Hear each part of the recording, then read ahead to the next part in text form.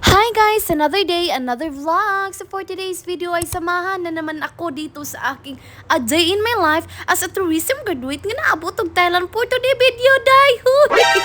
At sa mga oras na ito mga kabibs na itingin ninyo ang ganda talaga ng Lake Day, no? Dito pala yan katabi ng aming school for Dago, yan ang Disney Princess Oy. At syempre day, hindi talaga mawala ang ating pagpinta, no? Pagpinta at pagpicture-picture sa ating mukha, no? Kaya kung hindi makita yung pagmumukha mo day, kay absent ka naman talaga at hindi ka pa masilduhan sa isang araw for Dago talaga yan. At huwag talaga mong kalimutan ang pagpalit ng tsinelas mo kay baka naman magtaak-taak yan day at baka day sundin yung hugaw natin. And for your information, charis, day. Color coding pala tayo ngayong weekday ha, naka-yellow tayo day for Dago yan dahil nga day sineselebrate nila yung birthday ng King dito sa Thailand. At bago natin makalimutan ang pag-set up ng ating laptop, ang hiniram ng laptop dito sa school ha, kay for Dago tayo dyan na hindi talaga wala no ang pag-check up dito sa mirror on the wall.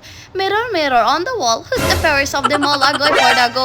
At nilalagyan ko pala yung buhok ko ng Owen ni Watson kaya para naman hindi talaga siya mag-fly away no kahit saan day ba. Para isang direksyon lang talaga hindi mawala yung iba. Dahil nakitaan kay kag CCTV day nanguha na pugkag Sanrio dasi mo mga kabataan. Nako. At bago talaga ako kumain ng breakfast mga kababes no kay inayos ko muna yung buhok ko kay baka naman day pag mag-bell mamaya ay na talaga ako magkarakara at syempre day fresh pa ako tingnan paglabas agoy. At bago tayo kumain mga kababes no kay manalangin muna tayo kay syempre day nagpapasalamat tayo day na magkinakain pa tayo kahit tig bits na. At pagkatapos na hinugasan ko na pala yung baunan ko na nilagyan ko ng pancake. Yes, day, pancake lang talaga yung kinakain ko, day, wala na talagang makuha, day, agoy. Pancake talaga mga kabibs, pero mas masarap pa talaga yung hot cake sa Pinas, day, day, nakakamiss talaga yung mga lutong Pinoy mga kabibs ba. Oy. At sa mga oras na ito mga kabibs, no, ay datingan ng aking mga estudyante at syempre, day, no, bago kami magsimula sa aming lesson, day, mag-meeting muna kami ng 5 minutes ang aking assistant, day, para day, may magkasinabot kami, day, kahit hindi kami magsinaptanay, agoy, yun sa daw.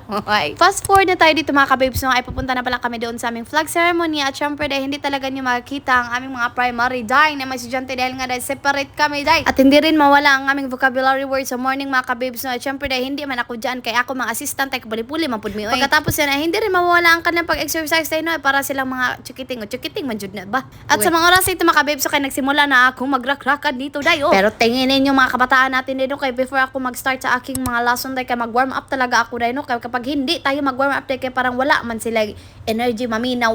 At fast forward na tayo dito mga kabibs. So pagkatapos na pala itong kainan ng aming tanghalian mga kabibs kay uuna talaga niyan ako na pag-alis doon kay para naman dahil makaprepare pa ako dito sa aking magawain day. At syempre mga kabibs so hindi talaga mawala ang pag-check up sa timuka kay baka naman dahil gihagard na tang Disney Princess niya maglabay-labay betes may estudyante ato pag uli.